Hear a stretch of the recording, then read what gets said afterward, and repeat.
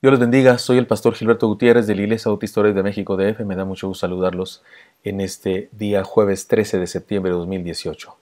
Sabiduría práctica para ser feliz es lo que nos enseñan los proverbios de Salomón. Y recuerdan, estamos en la serie que se llama Los caminos torcidos de la necedad. Proverbios capítulo 21 nos habla de estas cosas y el versículo 11 es el que estudiaremos ahora. Estamos frente a un proverbio que se repite en el libro y como hemos dicho ya, si se repite es porque Dios quiere que lo consideremos varias veces. Así que hagámoslo. Leamos el versículo haciendo una paráfrasis explicativa y después reflexionemos en las enseñanzas que nos propone. Versículo 11 de Proverbios 21 dice: Cuando el escarnecedor es castigado, el simple se hace sabio, y cuando se le amonesta al sabio aprende ciencia. Paráfrasis. Cuando el burlón es castigado, aún el poco inteligente se hace sabio, y cuando al sabio se le amonesta, aprende más, aprende ciencia. Reflexionemos en las enseñanzas que nos propone. Un sabio proceso de enseñanza le llamaremos a esta enseñanza de hoy. Cuando el escarnecedor es castigado, el simple se hace sabio, y cuando se le amonesta al sabio aprende ciencia. Leamos el proverbio en otras versiones para hacerlo más claro. La Reina Valera actualizada dice: Cuando el burlador es castigado, el ingenuo se hace sabio, y cuando el sabio es instruido, adquiere conocimiento. La Nueva Versión Internacional dice: Cuando se castiga al insolente, aprende el inexperto. Cuando se instruye al sabio, el inexperto adquiere conocimiento. La traducción de lenguaje actual dice: Jóvenes sin experiencia, acepten el consejo de los sabios y aprendan del castigo de los malcriados. La Nueva Traducción Viviente traduce así: Si castigas al burlón, los ingenuos llegan a ser sabios, y si instruyes al sabio, será aún más sabio. La versión que se llama La Palabra dice así: El castigo del cínico hace sabio al incauto, con la instrucción del sabio adquiere saber. La Reina Valera contemporánea dice: Castiga al blasfemo, y el simple se hará sabio. Aconseja al sabio, y éste aprenderá su lección. Este proverbio nos presenta la misma enseñanza que el versículo 25 del capítulo 19 que ya estudiamos, que dice así: Hiere al escarnecedor, y el simple se hará avisado, y corrigiendo al entendido entenderá ciencia. Ambos proverbios nos presentan uno de los métodos por medio del cual el necio o el ignorante puede llegar a ser sabio. Existen dos caminos para aprender: para dejar de ser simples, para dejar de ser ignorantes y para ser sabios. El primero de estos caminos es aprender en cabeza ajena. Dice nuestro proverbio: Cuando el escarnecedor es castigado, el simple se hace sabio. El castigo sobre alguien que se burla de las enseñanzas de Dios, es decir, un insolente, un burlón, un escarnecedor, puede ser una experiencia que haga que algunos ignorantes se conviertan en sabios, porque se dan cuenta de las consecuencias negativas de ser así. Podemos decir que lo bueno de los malos es que les va mal, y con eso enseñan a otros. ¿No es eso lo que hacemos los padres cuando tenemos la oportunidad de usar una desgracia de alguien para dar una buena lección a nuestros hijos? No le decimos: ya viste cómo le fue a fulano de tal por portarse así, aprende, chamaco. Aunque tenemos que reconocer que aprender de esta manera requiere de aplicación, atención y humildad, una gran dosis de humildad, porque incluso tenemos un dicho al respecto: nadie aprende en cabeza ajena. En este caso, el dicho debe ser superado, es decir, debe ser traspasado, porque el pasaje nos exhorta a aprender en cabeza ajena.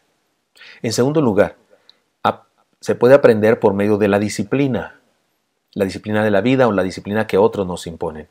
Dice la segunda parte del proverbio: y corrigiendo al entendido entenderá ciencia.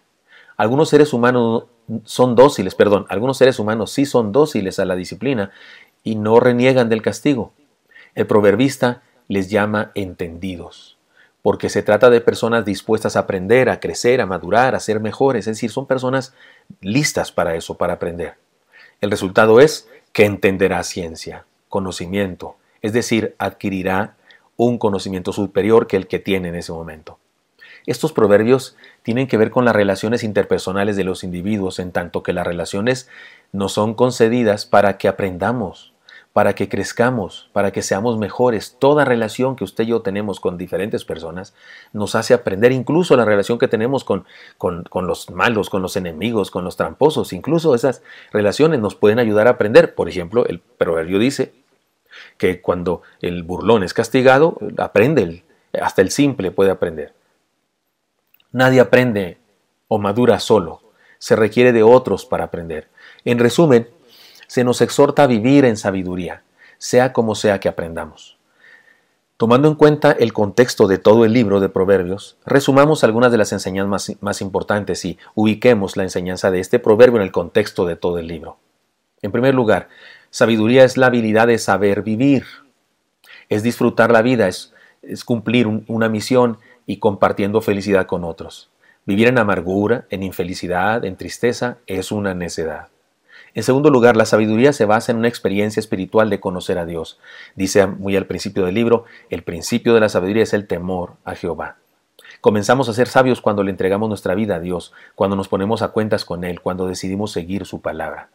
En tercer lugar, la necedad o insensatez es natural al ser humano. La sabiduría es una elección. Consiste en aceptar por fe la gracia de Dios que nos convierte en sus hijos y comenzamos a vivir entendiendo que tenemos un propósito. Vivir sin propósito y sin comunión con Dios es una desgracia y una necedad, una reverenda necedad. En cuarto lugar, podemos elegir ser sabios cuando vemos los resultados dolorosos y nefastos de la necedad en otros, o bien cuando somos disciplinados por la vida y decidimos aprender la lección. Y en quinto lugar, no importa cómo lo hagamos, me refiero, no importa cómo aprendamos, ni qué sea lo que nos provoque, conviene ser sabios y punto. Ya sea porque aprendemos en cabeza ajena, o ya sea porque aprendemos por la disciplina que nos es impuesta, por la vida o por otras personas. Para terminar, permítanme leerles una ilustración del libro 503 Ilustraciones, publicado por la editorial Mundo Hispano. Dice así, se los leo. El título de esta ilustración es No hay atajos para la madurez. Vivimos en un tiempo cuando podemos tener casi todo en forma instantánea. Café, té, sopas, tortas, leche, cenas y hasta puré. Nos gustaría tener algún tipo de polvillo al que le agregáramos agua, calor y revolviéramos y ¡puf!, apareciera una madurez espiritual instantánea. Pero las cosas no ocurren así. La madurez cristiana instantánea no es un producto de mercado. Alguien ha observado que cuando Dios quiere hacer un roble, se toma años. Cuando quiere hacer una hierba, se toma solo 6 semanas. El meteoro que relampaguea a través del cielo dejando una brillante estela de luz atrae mucho la atención y se quema en el proceso y desaparece. Las estrellas que brillan refulgentes año tras año atraen poca atención, pero los navegantes establecen su curso por ellas, son útiles, importantes. Si hay algo en lo que pareciera que Dios nunca tiene apuro, es en el desarrollo de cristianos maduros. Los seguidores de Cristo deben darse cuenta de que se ha acabado la presión. La vida cristiana tiene como base un crecimiento lento pero firme hacia la madurez. Crecemos poco a poco durante un periodo, días, meses, años.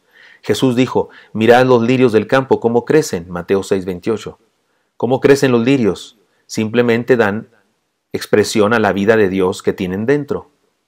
¿Y cómo crecemos nosotros? Simplemente permitiendo que Dios exprese su vida a través de nosotros. Cada cristiano debe descubrir su propio ritmo de crecimiento. Si es diferente de otros, ¿qué importa? No hay en lo espiritual niños prodigios que maduran de un día al otro día. El crecimiento en ocasiones es visible, pero hay que poner atención para verlo. Para algunos es invisible porque es como el crecimiento de las plantas. Usted y yo no notamos que crece una planta, pero cuando regresamos después de unos días, entonces sí notamos que creció. Pero si nos quedamos fijamente viéndola, no lo notamos. Así es el crecimiento de nosotros, la madurez de nosotros. Y podemos crecer y madurar aprendiendo en cabeza ajena, cuando el burlón es castigado. O podemos aprender por nuestra propia disciplina, cuando somos enseñados por la vida. Vivamos el sabio proceso de enseñanza que nos permite Dios en la vida. Espero que esto sea útil para usted y me encantaría encontrármelo el día de mañana. Hasta pronto.